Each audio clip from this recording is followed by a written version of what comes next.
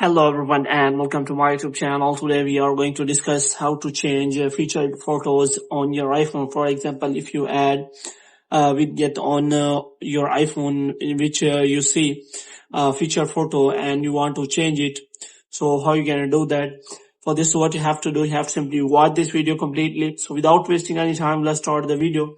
So there are many options available. So the first one option is you can simply change it from the widget. For this, what you have to do, you have to simply press and hold it, and after that you have to simply go to plus button, and after that you can simply search for that widget, or you can simply select any kind of photo, and after that feature photo will be added.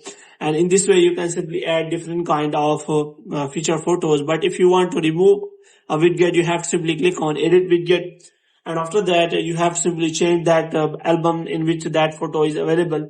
Moreover, you can also go to that person photo, and you can simply select that person photo, and you can simply click on feature this person less. So in this way you can simply also change the photos which are featured on the widget.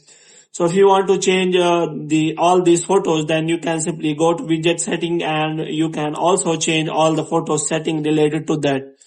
So hope you have liked this video, and get more videos like these you can subscribe our channel.